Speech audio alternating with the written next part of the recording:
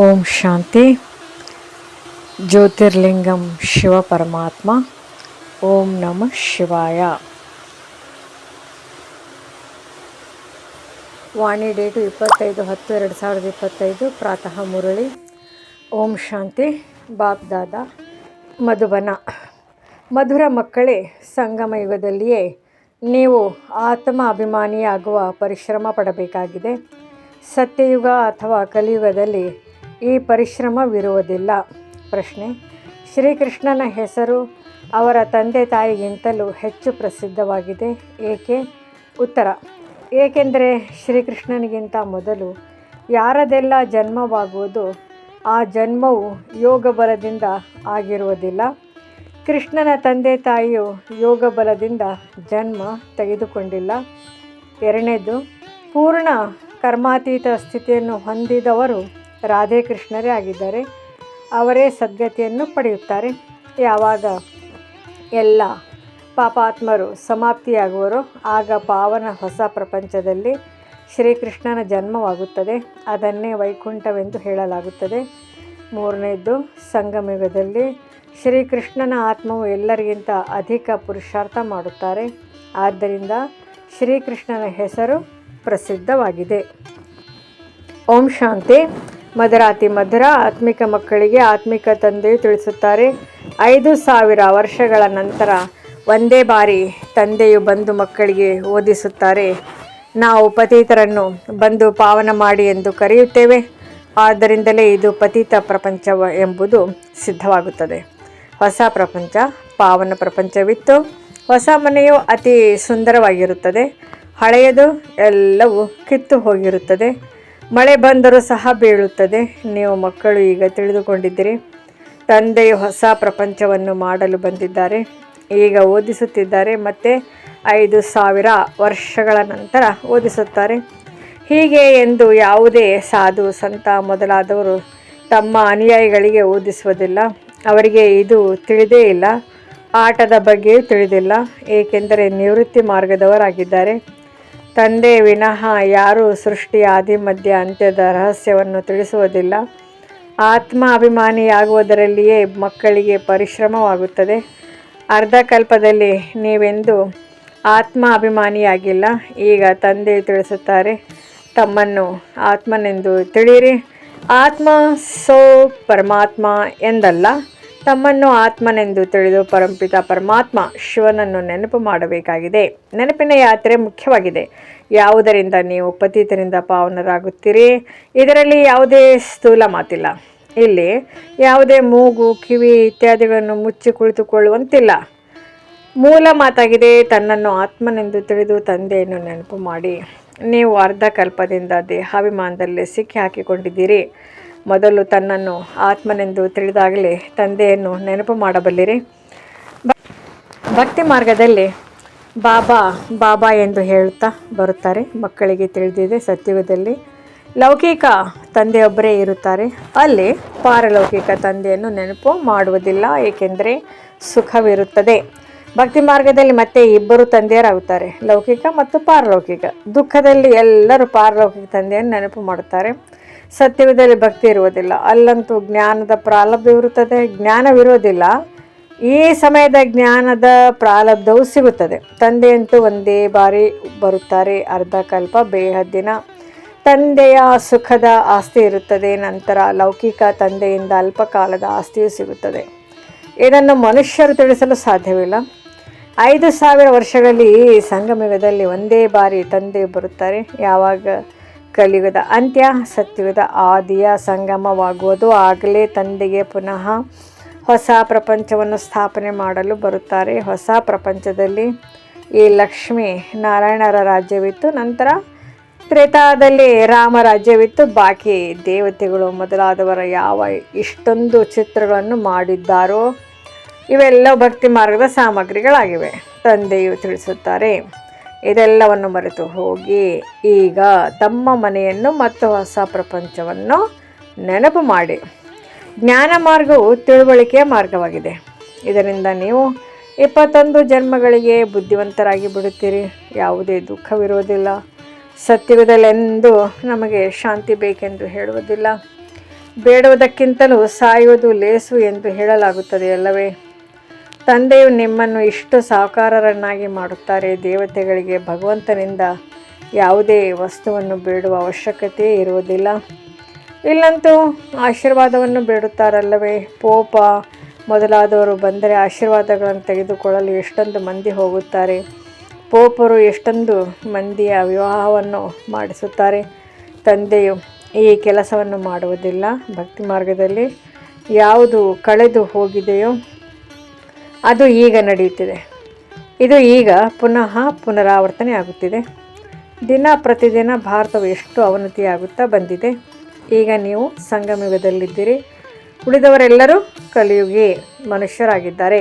ಎಲ್ಲಿಯವರೆಗೆ ಇಲ್ಲಿ ಬರುವುದಿಲ್ಲವೋ ಅಲ್ಲಿಯವರೆಗೆ ಈಗ ಸಂಗಮಯುಗವೇ ಅಥವಾ ಕಲಿಯುಗವೇ ಎಂಬುದನ್ನು ತಿಳಿದುಕೊಳ್ಳಲು ಆಗುವುದಿಲ್ಲ. ಒಂದೇ ಮನೆಯಲ್ಲಿ ನಾವು ಸಂಗಮಯುಗದಲ್ಲಿದ್ದೇವೆ ಎಂದು ಮಕ್ಕಳು ತಿಳಿಯುತ್ತಾರೆ. ನಾವು ಕಲಿಯುಗದಲ್ಲಿ ಇದ್ದೇವೆ ಎಂದು ತಂದೆ ಹೇಳುತ್ತಾರೆ. ಇದರಿಂದ ಎಷ್ಟು ತೊಂದರೆಯಾಗುತ್ತದೆ. ಆಹಾರ ಪಾನೀಯ ಮೊದಲಾದವುಗಳ ಜಂಜಾಟವಾಗಿ ಬಿಡುತ್ತದೆ. ನೀವು ಸಂಗಮಯುಗಿಗಳು ಶುದ್ಧ ಪವಿತ್ರ ಭೋಜನವನ್ನು ಸ್ವೀಕರಿಸುವವರಾಗಿದ್ದೀರಿ. ದೇವತೆಗಳೆಂದು ಈರುಳ್ಳಿ ಇತ್ಯಾದಿಗಳನ್ನು ಸೇವನೆ ಮಾಡುವುದಿಲ್ಲ. ಈ ದೇವತೆಗಳಿಗೆ ನಿರ್ವಿಕಾರಿಗಳೆಂದು ಹೇಳಲಾಗುತ್ತದೆ. ಭಕ್ತಿ ಮಾರ್ಗದಲ್ಲಿ ಎಲ್ಲರೂ ತಮೋ ಪ್ರಧಾನರಾಗಿ ಬಿಟ್ಟಿದ್ದಾರೆ. ಈಗ ಸತೋ ಪ್ರಧಾನರಾಗಿ ಎಂದು ತಂದೆಯು ತಿಳಿಸುತ್ತಾರೆ. ಆತ್ಮವು ಮೊದಲು ಸತೋ ಪ್ರಧಾನವಾಗಿತ್ತು, ನಂತರ ತಮೋ ಪ್ರಧಾನವಾಗಿದೆ ಎಂದು ತಿಳಿದುಕೊಳ್ಳುವವರು ಯಾರೂ ಇಲ್ಲ. ಏಕೆಂದರೆ ಅವರು ಆತ್ಮವನ್ನು ನಿರ್ಲೇಪವೆಂದು ತಿಳಿಯುತ್ತಾರೆ. ಆತ್ಮವೇ ಪರಮಾತ್ಮನೆಂದು ಹೇಳಿಬಿಡುತ್ತಾರೆ. ತಂದೆಯು ತಿಳಿಸುತ್ತಾರೆ, ಜ್ಞಾನ ಸಾಗರನು ನಾನೇ ಆಗಿದ್ದೇನೆ. ಯಾರು ಈ ದೇವಿ ದೇವತಾ ಧರ್ಮದವರಾಗಿದ್ದಾರೆಯೋ ಅವರೆಲ್ಲರೂ ಬಂದು ಪುನಃ ಆಸ್ತಿಯನ್ನು ತೆಗೆದುಕೊಳ್ಳುತ್ತಾರೆ. ಈಗ ನಾಟಿಯಾಗುತ್ತಿದೆ. ಇವರು ಇಷ್ಟು ಶ್ರೇಷ್ಠ ಪದವಿಯನ್ನು ಪಡೆಯಲು ಯೋಗ್ಯರಲ್ಲವೆಂದು ನಿಮಗೆ ಅರ್ಥವಾಗಿ ಬಿಡುತ್ತದೆ. ಮನೆಗೆ ಹೋಗಿ ವಿವಾಹ ಮಾಡಿಕೊಂಡು ಪತಿತರಾಗುತ್ತಿರುತ್ತಾರೆ. ಆದ್ದರಿಂದ ಶ್ರೇಷ್ಠ ಪದವಿಯನ್ನು ಪಡೆಯಲು ಸಾಧ್ಯವಿಲ್ಲವೆಂದು ತಿಳಿಸುತ್ತಾರೆ. ಈ ರಾಜಧಾನಿಯು ಸ್ಥಾಪನೆಯಾಗುತ್ತಿದೆ. ತಂದೆಯು ತಿಳಿಸುತ್ತಾರೆ, ನಾನು ನಿಮ್ಮನ್ನು ರಾಜರನ್ನಾಗಿ ಮಾಡುತ್ತೇನೆ. ಅಂದ ಮೇಲೆ ಪ್ರಜೆಗಳನ್ನು ಅವಶ್ಯವಾಗಿ ಮಾಡಿಕೊಳ್ಳಬೇಕಾಗಿದೆ. ಇಲ್ಲವೆಂದರೆ ರಾಜ್ಯವನ್ನು ಹೇಗೆ ಪಡೆಯುತ್ತೀರಿ? ಇದು ಗೀತೆಯ ಅಕ್ಷರವಲ್ಲವೇ? ಇದಕ್ಕೆ ಗೀತಾ ಯುಗವೆಂದು ಕರೆಯಲಾಗುತ್ತದೆ. ನೀವೀಗ ರಾಜಯೋಗವನ್ನು ಕಲಿಯುತ್ತಿದ್ದೀರಿ. ನಿಮಗೆ ತಿಳಿದಿದೆ, ಆದಿ ಸನಾತನ ದೇವಿ ದೇವತಾ ಧರ್ಮದ ತಳಹದಿಯು ತಯಾರಾಗುತ್ತಿದೆ. ಸೂರ್ಯವಂಶಿ ಚಂದ್ರವಂಶಿ ಎರಡೂ ರಾಜಧಾನಿಗಳು ಸ್ಥಾಪನೆಯಾಗುತ್ತಿವೆ. ಬ್ರಾಹ್ಮಣ ಕುಲವು ಸ್ಥಾಪನೆಯಾಗಿ ಬಿಟ್ಟಿದೆ. ಬ್ರಾಹ್ಮಣರೇ ಮತ್ತು ಸೂರ್ಯವಂಶಿ ಚಂದ್ರವಂಶೀಯರಾಗುತ್ತೀರಿ.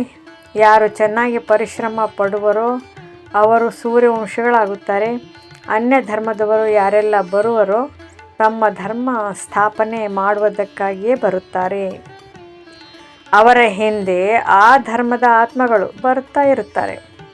ಧರ್ಮದ ವೃದ್ಧಿಯಾಗತೊಡಗುತ್ತದೆ. ಉದಾಹರಣೆ, ಯಾರಾದರೂ ಕ್ರಿಶ್ಚಿಯನ್ ಆಗಿದ್ದರೆ ಅವರ ಬೀಜ ರೂಪವು ಕ್ರಿಸ್ತನಾದರು ಅಂದಾಗ ನಿಮ್ಮ ಬೀಜ ರೂಪ ಯಾರು? ತಂದೆಯಾಗಿದ್ದಾರೆ.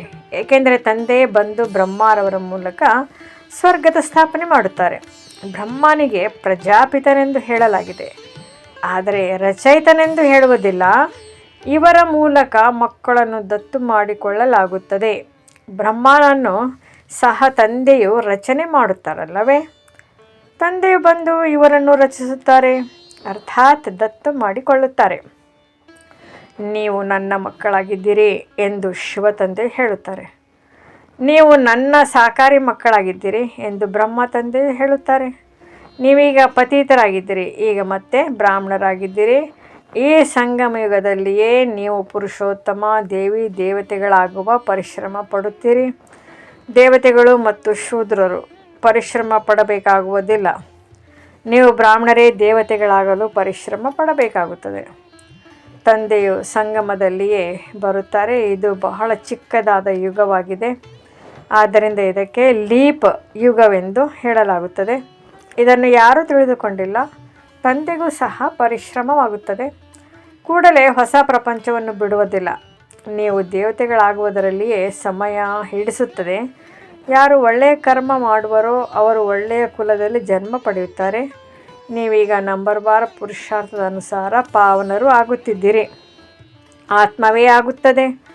ಈಗ ನೀವು ಆತ್ಮಗಳು ಒಳ್ಳೆಯ ಕರ್ಮವನ್ನು ಕಲಿಯುತ್ತಿದ್ದೀರಿ. ಆತ್ಮವೇ ಒಳ್ಳೆಯ ಮತ್ತು ಕೆಟ್ಟ ಸಂಸ್ಕಾರವನ್ನು ತೆಗೆದುಕೊಂಡು ಹೋಗುತ್ತದೆ. ನೀವೀಗ ಹೂಗಳಾಗಿ ಒಳ್ಳೆಯ ಮನೆಯಲ್ಲಿ ಜನ್ಮ ಪಡೆಯುತ್ತೀರಿ.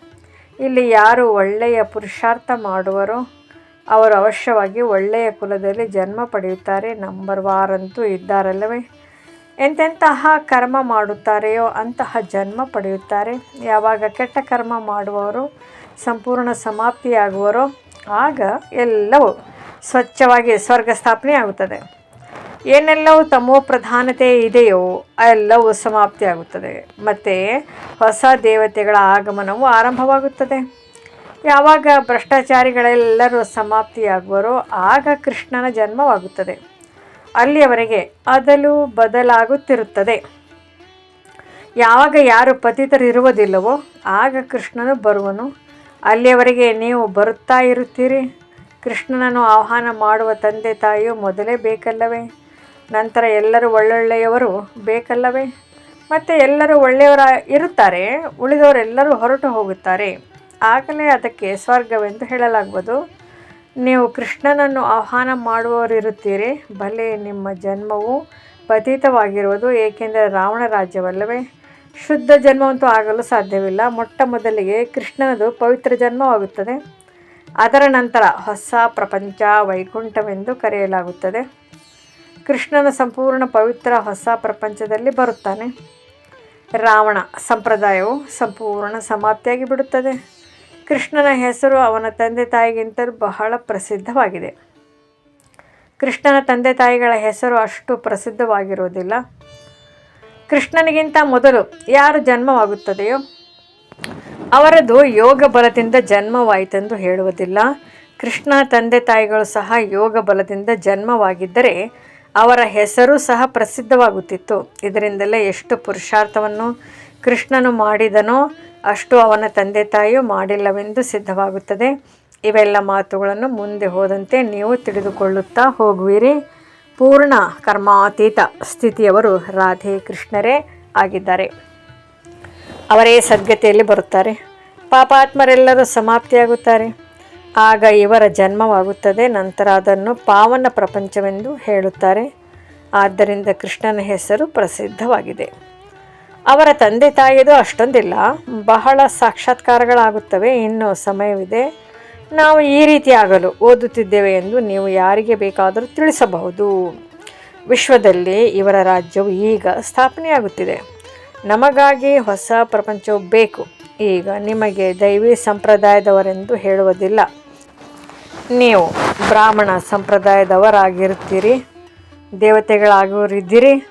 ದೈವಿ ಸಂಪ್ರದಾಯದವರು ಆಗಿದ್ದಾರೆ. ನಂತರ ನಿಮ್ಮ ಆತ್ಮ ಮತ್ತು ಶರೀರ ಎರಡು ಸ್ವಚ್ಛವಾಗುತ್ತದೆ. ನೀವೀಗ ಸಂಗಮಯುಗಿ ಪುರುಷೋತ್ತಮರಾಗುವವರಿದ್ದೀರಿ. ಇದೆಲ್ಲವೂ ಪರಿಶ್ರಮದ ಮಾತಾಗಿದೆ. ನೆನಪಿನಿಂದ ವಿಕರ್ಮಜೀತರಾಗಬೇಕಾಗಿದೆ. ಬಾಬಾ ನೆನಪು ಪದೇ ಪದೇ ಮರೆತು ಹೋಗುತ್ತದೆ ಎಂದು ನೀವು ಹೇಳುತ್ತೀರಿ. ಈ ತಂದೆಯು ಪಿಕ್ನಿಕ್ನಲ್ಲಿ ಕುಳಿತಿರುವಾಗಲೇ ಸಹ ಇವರಿಗೆ ವಿಚಾರವಿರುತ್ತದೆ. ನಾವು ನೆನಪಿನಲ್ಲಿ ಇಲ್ಲವೆಂದರೆ ತಂದೆಯು ಏನು ಹೇಳುವರು ಎಂದು. ಆದ್ದರಿಂದ ತಂದೆಯು ತಿಳಿಸುತ್ತಾರೆ, ನೀವು ನೆನಪಿನಲ್ಲಿ ಕುಳಿತು ಪಿಕ್ನಿಕ್ ಮಾಡಿ ಕರ್ಮ ಮಾಡುತ್ತಾ ಪ್ರಿಯತಮನನ್ನು ನೆನಪು ಮಾಡಿ, ಆಗ ವಿಕರ್ಮಗಳು ವಿನಾಶವಾಗುತ್ತದೆ. ಇದರಲ್ಲಿಯೇ ಪರಿಶ್ರಮವಿದೆ. ನೆನಪಿನಿಂದ ಆತ್ಮವು ಪವಿತ್ರವಾಗುವುದು. ಅವಿನಾಶಿ ಜ್ಞಾನ ಧನವು ಜಮಾ ಆಗುವುದು. ಮತ್ತು ಒಂದು ವೇಳೆ ಅಪವಿತ್ರರಾಗಿ ಬಿಟ್ಟರೆ ಇಡೀ ಜ್ಞಾನವೇ ವ್ಯರ್ಥವಾಗಿ ಹೋಗುತ್ತದೆ.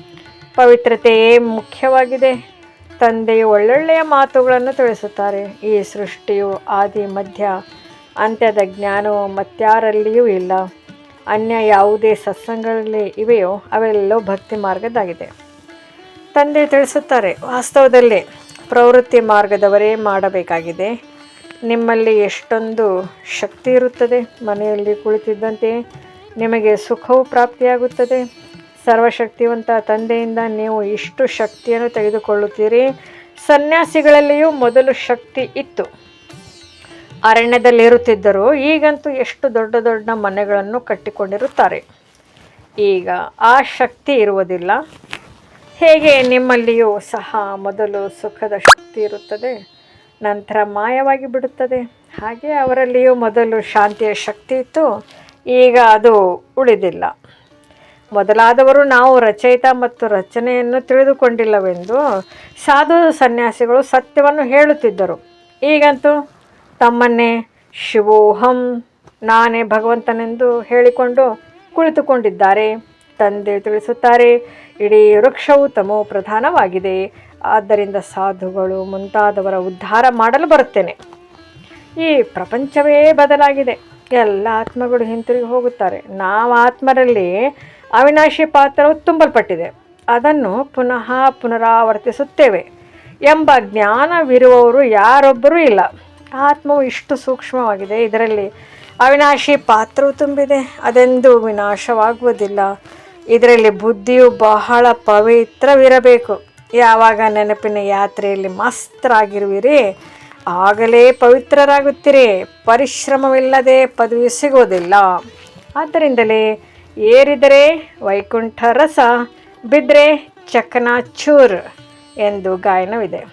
ಶ್ರೇಷ್ಠಾತಿ ಶ್ರೇಷ್ಠ, ರಾಜಾದಿರಾಜ, ಡಬಲ್ ಕಿರೀಟಧಾರಿಗಳಲ್ಲಿ, ಪ್ರಜೆಗಳಲ್ಲಿ ಓದಿಸೋರಂತೂ ಒಬ್ಬರೇ ಆಗಿದ್ದಾರೆ. ಇದರಲ್ಲಿ ಬಹಳ ಒಳ್ಳೆಯ ತಿಳುವಳಿಕೆ ಬೇಕು. ತಂದೆಯು ಪುನಃ ಪುನಃ ತಿಳಿಸುತ್ತಾರೆ, ನೆನಪಿನ ಯಾತ್ರೆಯು ಮುಖ್ಯವಾಗಿದೆ. ನಾನು ನಿಮಗೆ ಓದಿಸಿ ವಿಶ್ವದ ಮಾಲೀಕರನ್ನಾಗಿ ಮಾಡುತ್ತೇನೆ ಅಂದಾಗ ಶಿಕ್ಷಕ ಗುರು ಆಗಿರುವವರು ತಂದೆಯಂತೂ ಶಿಕ್ಷಕರಿಗೂ ಶಿಕ್ಷಕ, ತಂದೆಯವರಿಗೂ ತಂದೆ ಆಗಿದ್ದಾರೆ. ಇದನ್ನು ನೀವು ಮಕ್ಕಳು ತಿಳಿದುಕೊಂಡಿದ್ದೀರಿ. ನಮ್ಮ ತಂದೆಯು ಬಹಳ ಪ್ರಿಯರಾಗಿದ್ದಾರೆ. ಇಂತಹ ತಂದೆಯನ್ನಂತೂ ಬಹಳ ನೆನಪು ಮಾಡಬೇಕಾಗಿದೆ, ಸಂಪೂರ್ಣ ಓದಲು ಬೇಕಾಗಿದೆ. ತಂದೆಯನ್ನು ನೆನಪು ಮಾಡದಿದ್ದರೆ ಪಾಪಗಳು ಕಳೆಯುವುದಿಲ್ಲ. ತಂದೆಯು ಎಲ್ಲ ಆತ್ಮಗಳನ್ನು ಜೊತೆ ಕರೆದುಕೊಂಡು ಹೋಗುತ್ತಾರೆ. ಬಾಕಿ ಶರೀರಗಳೆಲ್ಲವೂ ಸಮಾಪ್ತಿಯಾಗುತ್ತದೆ. ಆತ್ಮಗಳೆಲ್ಲರೂ ತಮ್ಮ ತಮ್ಮ ವಿಭಾಗದಲ್ಲಿ ಅಂದರೆ ಪರಂಧಾಮದಲ್ಲಿ ಹೋಗಿ ನಿವಾಸ ಮಾಡುತ್ತಾರೆ. ಒಳ್ಳೆಯದು, ಮಧುರಾತಿ ಮಧುರ ಆಗಲಿ ಹೋಗಿ ಮರಳಿ ಸಿಕ್ಕಿರುವ ಮಕ್ಕಳ ಪ್ರತಿ ಮಾತಾಪಿತ ಬಾಬ್ದಾದಾರವರ ನೆನಪು, ಪ್ರೀತಿ ಹಾಗೂ ಸುಪ್ರಭಾತ. ಆತ್ಮಿಕ ಮಕ್ಕಳಿಗೆ ಆತ್ಮಿಕ ತಂದೆಯ ನಮಸ್ತೆ. ಧಾರಣೆಗಾಗಿ ಮುಖ್ಯ ಸಾರ. ಮೊದಲನೇದು, ಬುದ್ಧಿಯನ್ನು ಪವಿತ್ರ ಮಾಡಿಕೊಳ್ಳಲು ನೆನಪಿನ ಯಾತ್ರೆಯಲ್ಲಿ ಮಸ್ತರಾಗಿರಬೇಕಾಗಿದೆ. ಕರ್ಮ ಮಾಡುತ್ತಲೂ ಒಬ್ಬ ಪ್ರಿಯತಮನ ನೆನಪಿರಲಿ, ಆಗ ವಿಕರ್ಮಾಜೀತರಾಗುತ್ತೀರಿ. ಎರಡನೇದು, ಈ ಚಿಕ್ಕದಾದ ಯುಗದಲ್ಲಿ ಮನುಷ್ಯರಿಂದ ದೇವತೆಗಳಾಗುವ ಪರಿಶ್ರಮ ಪಡಬೇಕಾಗಿದೆ. ಒಳ್ಳೆಯ ಕರ್ಮಗಳ ಅನುಸಾರ ಒಳ್ಳೆಯ ಸಂಸ್ಕಾರಗಳನ್ನು ಧಾರಣೆ ಮಾಡಿಕೊಂಡು ಒಳ್ಳೆಯ ಕುಲದಲ್ಲಿ ಹೋಗಬೇಕಾಗಿದೆ.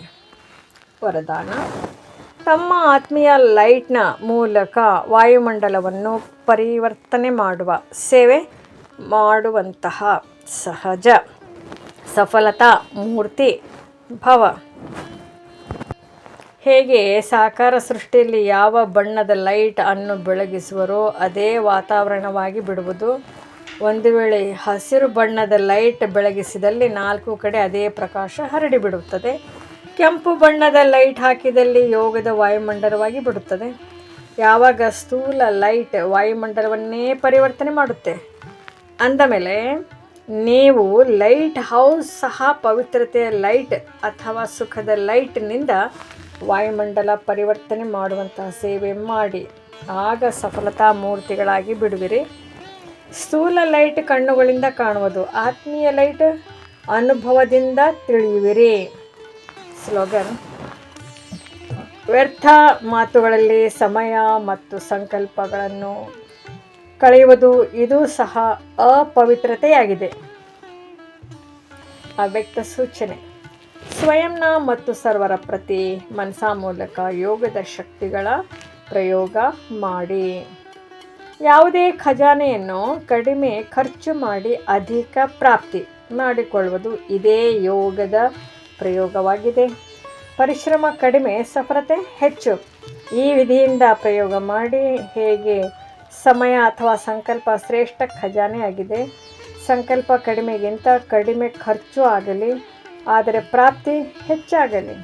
ಯಾವ ಸಾಧಾರಣ ವ್ಯಕ್ತಿ 2-4 ನಿಮಿಷ ಸಂಕಲ್ಪ ನಡೆಸಿದ ನಂತರ ಯೋಚಿಸಿದ ನಂತರ ಸಫಲತೆ ಅಥವಾ ಪ್ರಾಪ್ತಿ ಮಾಡಿಕೊಳ್ಳಬಹುದು. ಅದನ್ನು ನೀವು 1-2 ಸೆಕೆಂಡಲ್ಲಿ ಮಾಡ್ಬೋದು. ಇದಕ್ಕೆ ಹೇಳಲಾಗುತ್ತದೆ ಕಡಿಮೆ ಖರ್ಚು ಹೆಚ್ಚು ಪ್ರಾಪ್ತಿ. ಖರ್ಚು ಕಡಿಮೆ ಮಾಡಿ ಆದರೆ ಪ್ರಾಪ್ತಿ 100ರಷ್ಟಿರಲಿ. ಇದರಿಂದ ಸಮಯದ ಅಥವಾ ಸಂಕಲ್ಪದ ಏನು ಉಳಿತಾಯವಾಗುತ್ತದೆ. ಅದು ಅನ್ಯರ ಸೇವೆಯಲ್ಲಿ ತೊಡಗಿಸಬಹುದು, ದಾನ ಪುಣ್ಯ ಮಾಡಬಹುದು. ಇದೇ ಯೋಗದ ಪ್ರಯೋಗವಾಗಿದೆ. ಓಂ ಶಾಂತಿ.